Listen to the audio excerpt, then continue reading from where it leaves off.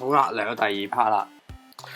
咁咧，除咗直接 directly proportional 之外，同埋 inversely proportional 之外咧，仲有一樣嘢叫做 partially proportional。partially 咧，即係顧名思義咧，就係某部分啦，即係股份咁樣啦，有某部分係屬於某個人，某部分就屬於某個人咁樣。咁而家我舉個例，例如話我話 P 係 partly proportional to X， 跟住但係佢又係 partly proportional to X square。咁我呢度留空咗嘅，點解咧？因為同上次一樣啦。上次我咪話，例如我要 P to the 要 proportional to X 咁樣，我咪一定要加個 constant 嘅。咁今次咧，其實都係要加 constant。X 越大 ，P 嘅某部分就越大。OK， 咁佢 X square 越大咧 ，P 嘅某部分就越大。但係我唔知佢會變幾大噶嘛。咁於是乎又係要 let 一個 variable。咁今次因為佢 partly 嘅關係，我哋 let 兩個啦，一個叫 K1，一個叫 K2。過嚟喎。咁 K1咧同 K2咧就要特登分開嚟寫嘅，因為佢哋未必係一模一樣。咁有時候咧啲題目就會咁出題嘅喎。我用翻以前個例子，假設 P 咧係 profit 咁解，即係佢利益咁解。原來佢個利益增長咧係假設佢賣布嘅，佢賣咗 XCM 就會影響佢個賣布生意噶啦，而佢個賣布生意嗰個變化係咁嘅樣嘅。咁我一陣間再教點解題啦。假設係咁樣嘅時候咧，佢就會通常會俾啲例子嘅數嚟，例如原來我賣到2 cm 嘅話咧，我會賺100蚊嘅。如果我賣到10 cm 嘅話咧，咁我就會賺到5000蚊。假設先啦，即係都 nonsense 噶啦。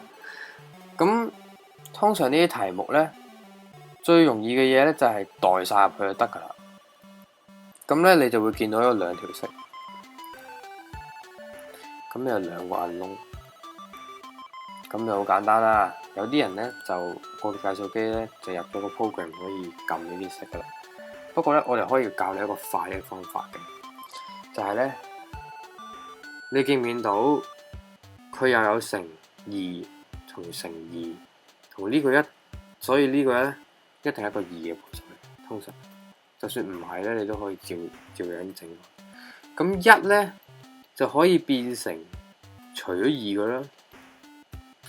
咁2咧同樣變成5000又可以除到10，又除到跟住10又除到10 square 又除到10嘅，咁又可以變成500。咁你可以變到靚仔啲啦。咁你咪可以好簡單咁計咯。4 elimination 4減3就450。K1 抵消咗10K2 減2K2 即係8K2。哦，原來 K2 咧56.25嚟嘅。咁你可以揾埋 K1 啦。K1 就係咁就係62.5啦。於是者咧，你第一樣嘢咧就係 set 先。第二樣嘢係代數。第三樣嘢咧係約減，約多個約完之後咧，solve， 跟住你就可以揾到答案噶啦。咁通常咧，有時候咧，佢就會開 B part 俾你，例如呢條係 A part 咁計咧，佢就會有條 B part 咁樣嘅。咁佢睇啲 B part 通常都係問如果我今次俾佢賣到15cm 嘅話，咁我會賣到幾多錢啊？咁你咪再計數咯。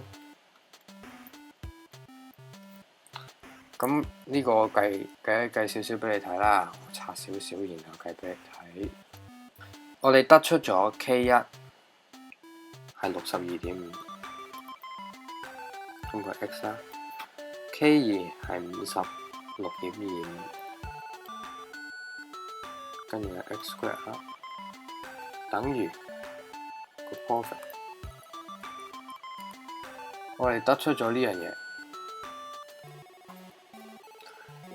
咁我哋佢問如果我個 cm 係15嘅時候，個 p 係幾多啊？咁咪又係咁咯，代數咯。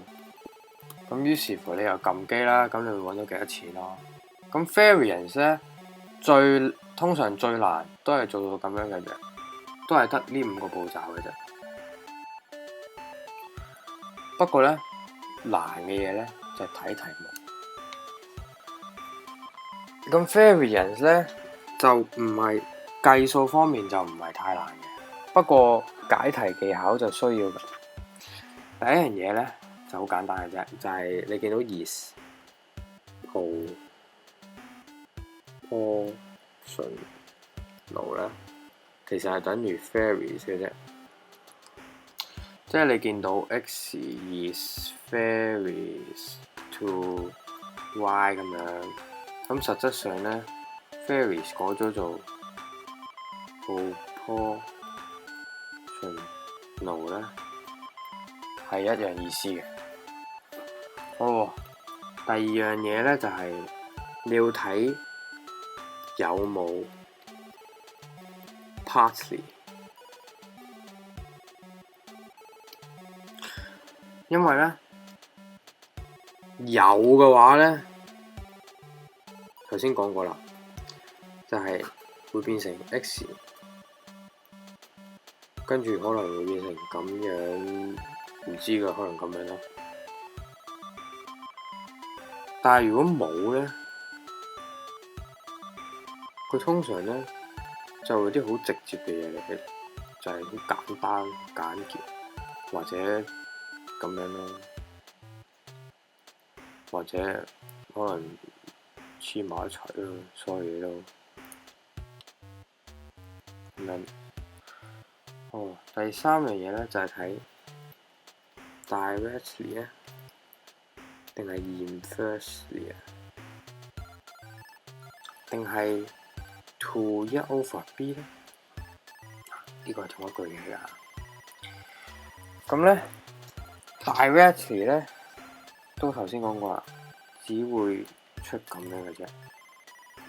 inversely 或者 to 1/b 咧就會出 to 1/y 咁樣啦，咁就會出咁樣嘅。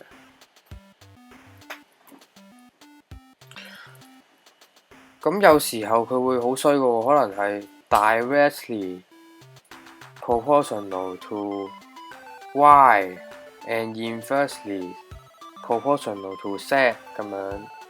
咁其實咧，答案就喺呢度啦，寫多次俾你睇啦。directly proportional to y 上面 inversely proportional to z 下面 k 咧係一定要加俾佢，係啦。